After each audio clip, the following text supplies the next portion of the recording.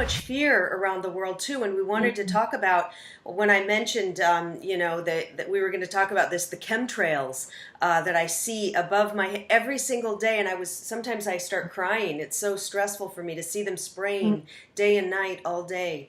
And some people will say, no, they don't even know about it. Some people I'll mention to it, and they have no idea what I'm talking about. And then other people are like, oh, my God. And then there's a chemtrail group, which I'll post this, hey, everybody in the chemtrail group on Facebook.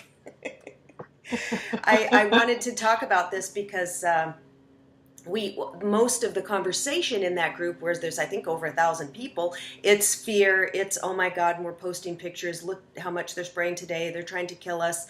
And what is it that you can suggest? And you've channeled all this wonderful, amazing stuff, and you had some words of wisdom and ideas for us, instead of just freaking out, what we can really do, or to soothe ourselves or make ourselves feel better. I just think it's really important, of anything that you're looking at. So we're talking about the chemtrails right now. When you have an emotion, it's being aware of that emotion. So if you're angry or you're peed off, or you're like, we need to rebel, we need to fix this, you're observing and you're aware of your own emotion. And through that, sometimes, it is positive, because then people become activists, or they get groups together, and how can we fix it and solve it, which I think it does have a positive element. But when you start to just, I suppose, repetitive behaviour of anger and disbelief and, disapproval, it doesn't always get you to the next step, and it doesn't heal and resolve. So through visions that I've had over many years, and it's how I treat many things in my life, is to put something positive in it. So you're aware of your negativity or your anger, that's great, you're aware of it, but let's turn it around.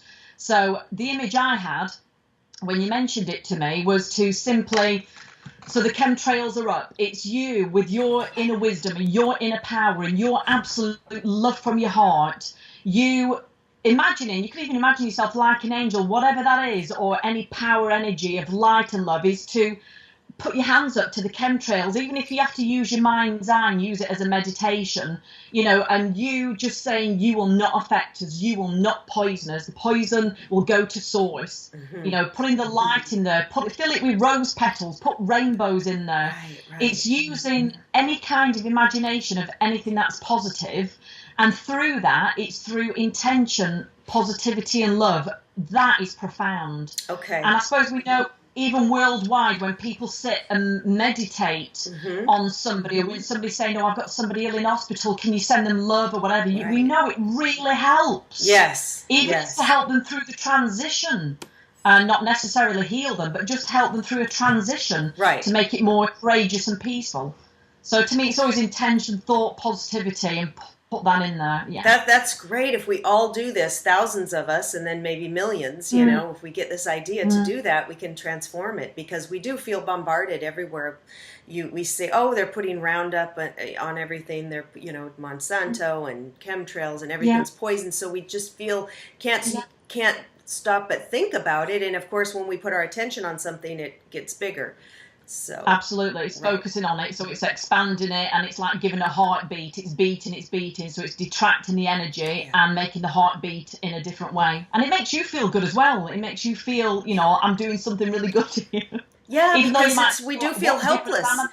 Yeah, it's like we do feel helpless. At least, like, let's say we talked about being vegan. I'm vegan to help the animals. At least we feel okay. We literally can't stop it, all this abuse going on, but we can take our part and not buy the products, not eat the products, maybe share our experience, and then some of my friends have become vegan on Facebook from what I shared. So you feel, okay, well, I'm doing something. There's something that's a little bit maybe better, but with things like that, spraying, and we have no control. So the way we can at least feel like we're doing something is that heart, pouring love into it, visualizing and using a spiritual technique. Absolutely. Yeah. Well, I do that with everything. I'm always blessing, whether it's my food, my water, wherever, whatever. If I've walked past, if I'm in a shop and I've walked past the food, the meat section, and I've seen everything in packages, I've just sent it love and positivity and blessed the animals and any torture or anything. because I've done it for so many years, I can do it in seconds now. But Right. it's just, even if you can imagine a love heart over the meat count, if it really, you are vegan, imagine a love heart there. Yes. You just sending that love there has given so much healing and positive intention and thought, and that ricochets right back to the animals, to when they were alive, to the field they were living on. You'd be amazed at how energetically it can transport right back down the line. Oh wow, this is such powerful stuff. Yeah, we don't even realize we have this power energetically to make all these changes.